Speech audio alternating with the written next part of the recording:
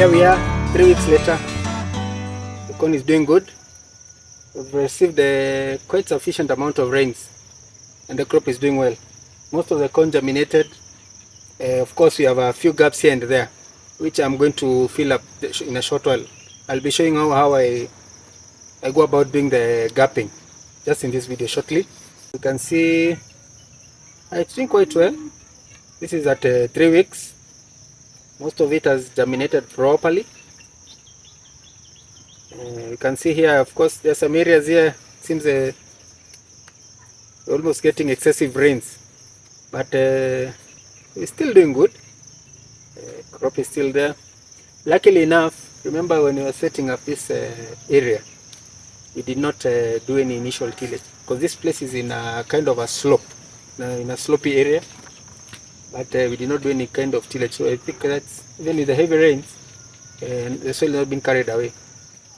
The other advantage we are having here is this area had been covered by, remember it had been covered by a huge layer of leaves for years and years, and it had not been in use. So if, as you can see, as you notice, the weed population is quite low, but it doesn't say, that does not mean that there are no weeds. The weeds are still there. So I try as much as possible to pluck off the weeds as soon as I identify. What I do again, what I do with the weeds, I carry my ever trusted bucket. I carry away the weeds. I don't drop them off on the farm again, because what I noticed is, especially during this rainy season, you know, if I pluck off the weeds and let them be, a good percentage of the weeds regrow. So what I prefer is I just pluck this off, carry them away, and then probably even go and incorporate. I carry them away and go incorporate them in the compost, which is later on I'll come and bring back to the farm as a benefit now instead of a nuisance or as a weed. So I just make sure I pluck them off completely from the weeds and then carry them away. And in the long run, end up with a clean garden.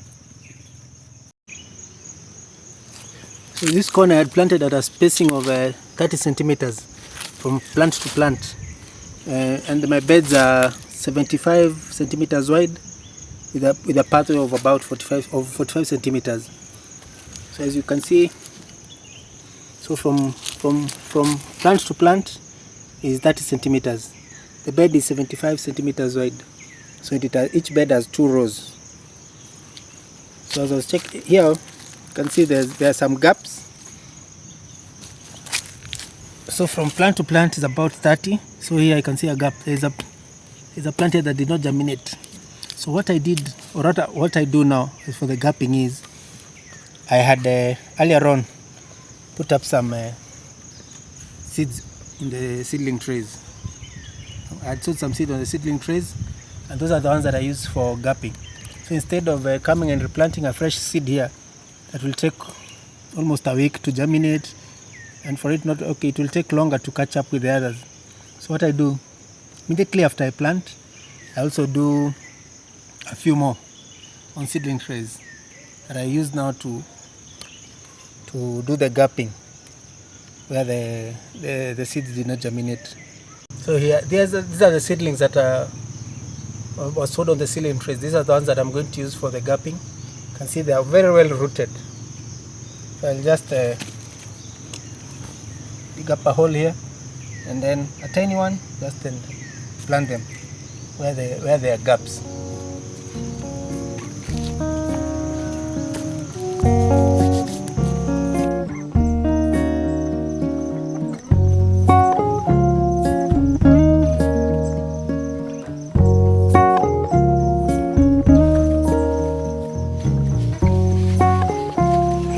So here we are.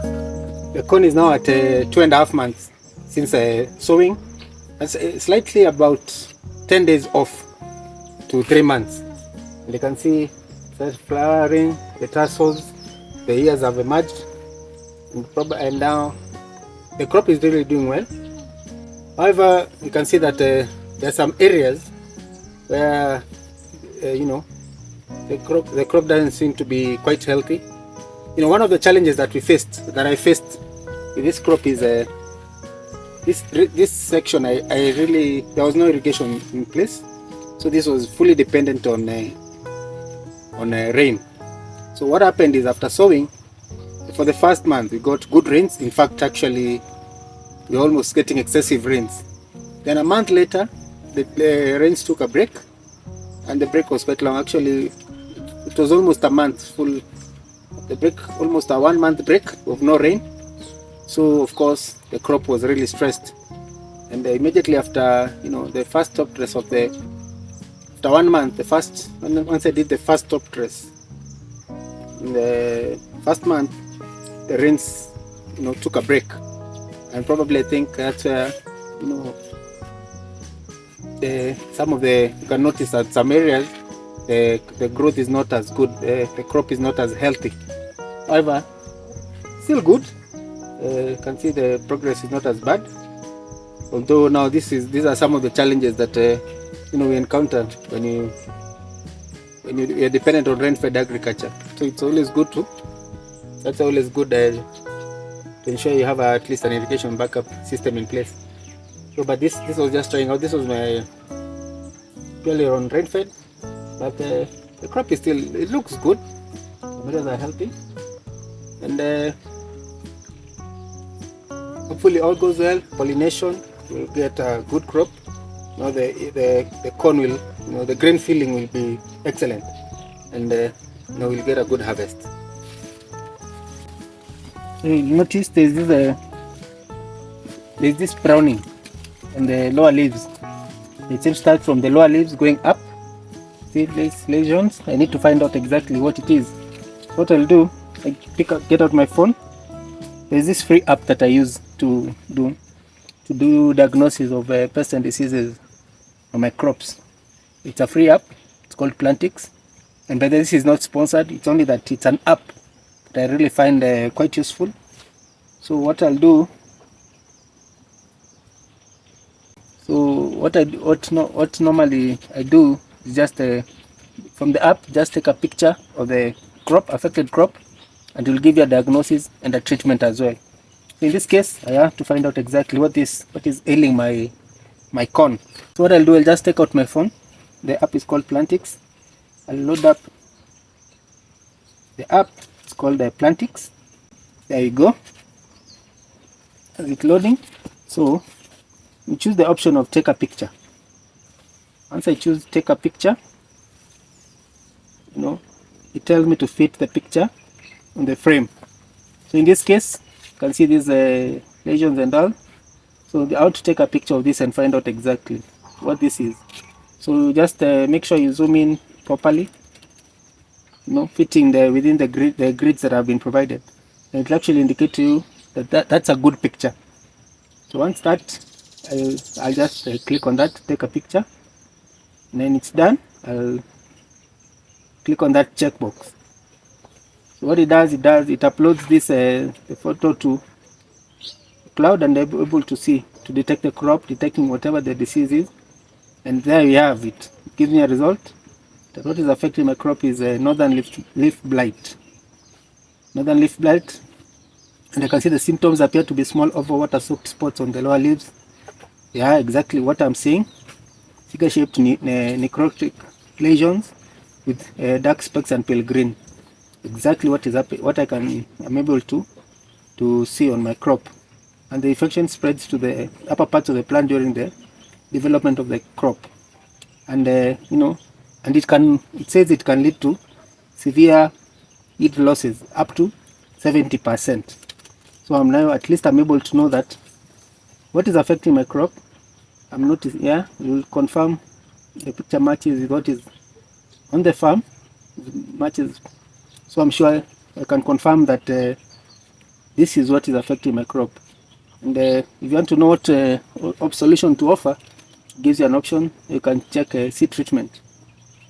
And when you click on seed treatment, it gives you a guide of what solutions you can use, whatever pesticide, fungicides you can use, and with specific active ingredients, so you can choose whatever fits you, to either treat depending on the the spread of the disease. But for me, in my case here, I think I'm going to let this be, because the infection seems to not as bad. I may just choose to let the crop be. I'll not be doing any fungicides. What I might do is probably do a seaweed foliar spray, just in case, to protect the plant from any stress. Maybe may have been occasioned by the infection, by this infection. But I'll not be doing any fungicide. But the recommendation is there. Whatever solution you want to, in case if you see the spread is quite severe. Then on this other end, I can also see something different. Yeah, this other end,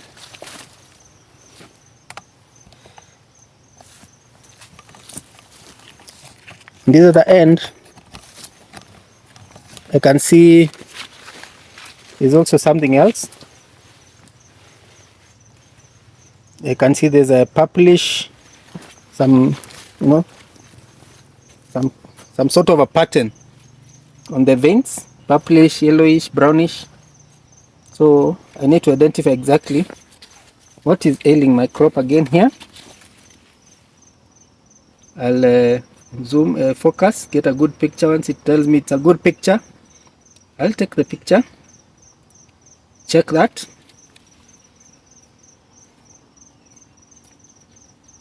and then once it's done, so far that says no disease, probably because I've not taken a good picture. Let me try and identify another. Let me try and focus properly, so you can be able to get exactly, what might be ailing my crop. So there it is. There's good picture. Take that picture, check on it. It's able to detect the crop well.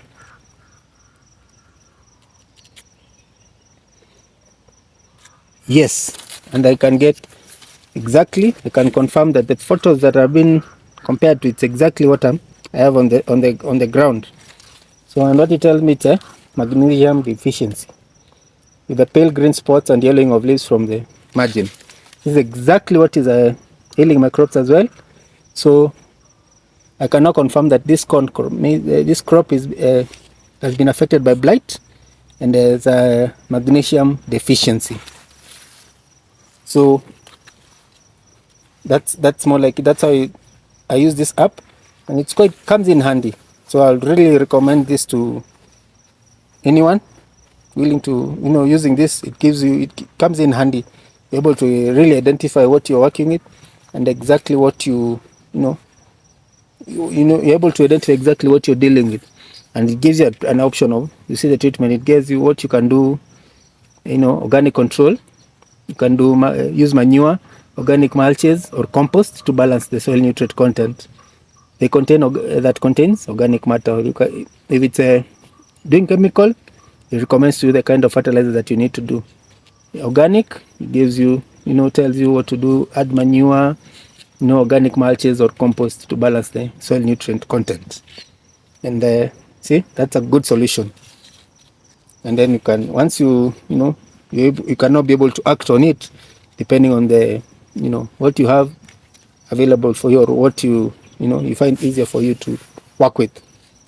I can actually agree with the findings of that app, especially on the deficiency, nutrition deficiency on this crop, because I found out that in this section where I've planted this corn, there was a coffee had been planted here for years and years.